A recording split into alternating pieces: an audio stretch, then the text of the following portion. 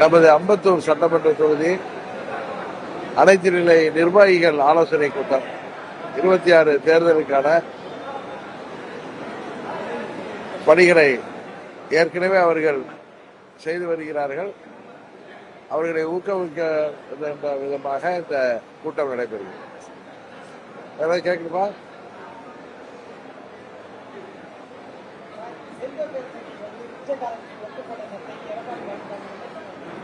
யாரு?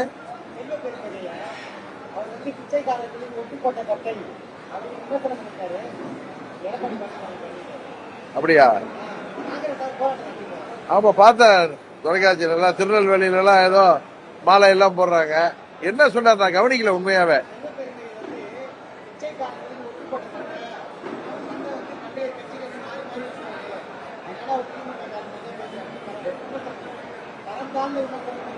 ஒரு கட்சியின் தலைவரா இருக்காரு, இன்னொரு அரசியல் தலைவரை, இன்னொரு கட்சியின் தலைவரை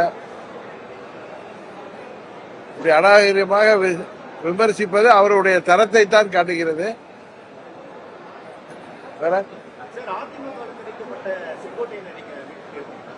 இல்லைங்க, நான் தொலைக்காட்சியில தாங்க பார்த்தேன். அவர் என்னை சந்தித்ததா நேற்று தொலைக்காட்சியில தான் பார்த்தேன். அதான் அவர் மறுப்பு கொடுத்திருக்காரு, சந்திக்கல.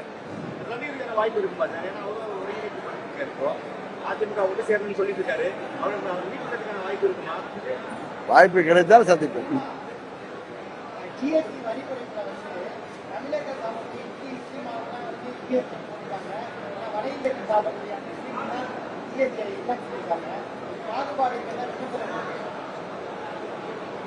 அப்படி தமிழர்கள்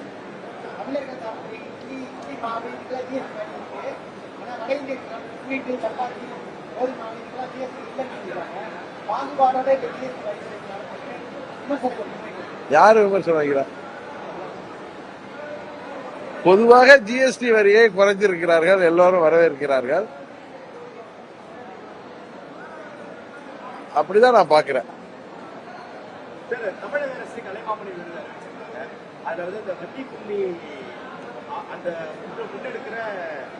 கேகேசி பாலுவுக்கு அறிவிக்கப்பட்ட கலைமாமணியை திரும்ப பெறணும்னு சொல்லிட்டு ஏன்னா அவங்க அந்த சாதி ரீதியா அவங்க கொண்டு போறாங்க, ஒரே சாதியில திருமணம் பண்ண போறோம் அப்படின்ற மாதிரி சொல்லியிருக்காங்க. அரசு அறிவித்த கலைமாமணியை திரும்ப பெறணும்னு சொல்லி ஒரு கோரிக்கை.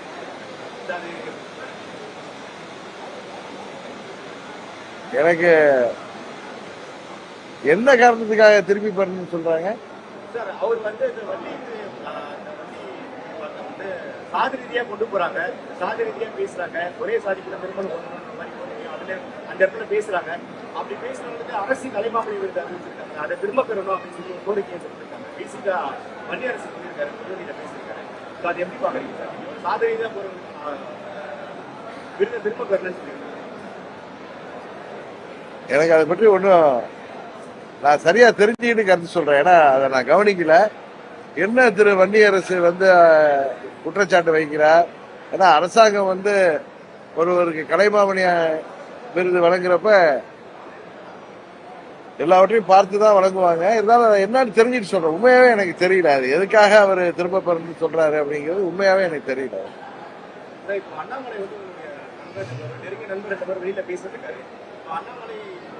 வெளியில பேசலக்கா, என்னுடைய நெருங்கிய நண்பர் தான்.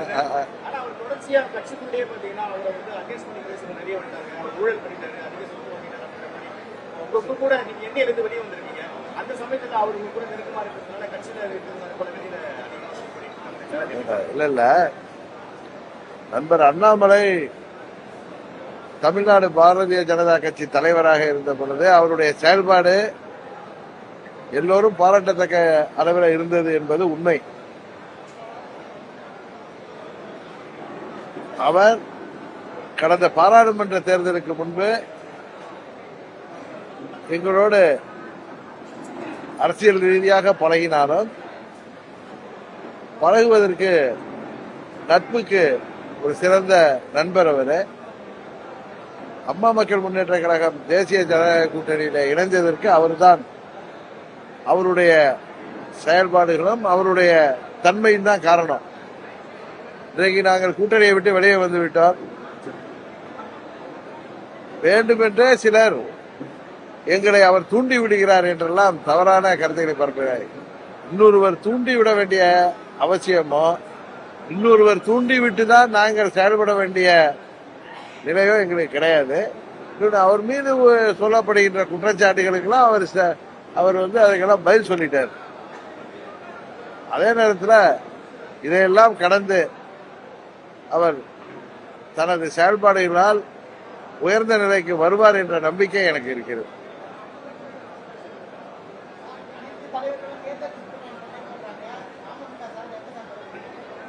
இப்ப பெரிய பெரிய தலைவர்கள் பழனிசாமி மாதிரி தலைவர்லாம் சுற்றுப்பட வேண்டியிருக்காங்க சார். நாங்கெல்லாம் ஜனவரிக்கு அப்புறம் தான் சார் சுற்றுப்போம்.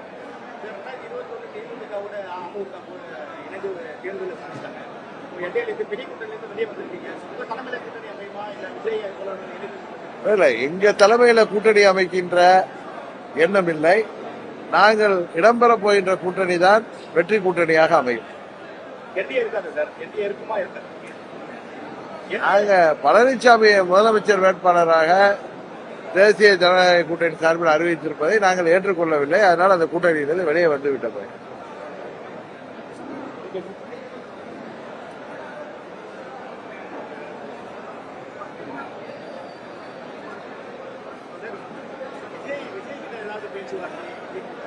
சார், நான் ஊடகங்கள்ல தான் சார் பாக்குறேன். எப்படி நேற்று செங்கோட்டையன் என்னை சந்தித்தாருன்னு செய்தியை நானே பார்த்தேனோ, அது மாதிரி அன்றைக்கு தொலைக்காட்சிகள்ல தாவேகாலேருந்து உள்ள நிர்வாகிகளோட அமமுக நிர்வாகிகள்லாம் பேச்சுவார்த்தை நடத்துறாருன்னு சில தொலைக்காட்சிகள்ல செய்தி பார்த்தேன். அதெல்லாம் உண்மை இல்லை. நாங்கள் எங்கள் கூட்டணியை பற்றி டிசம்பர் மாதத்துல உங்களுக்கு தெளிவாக அறிவித்தோம்.